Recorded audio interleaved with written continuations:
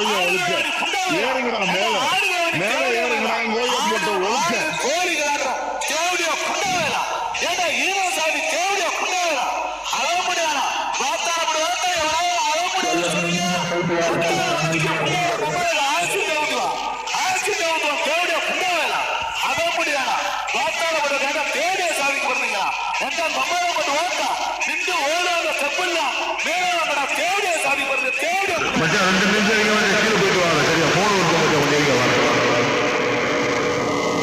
தேவடியா குண்டவேலா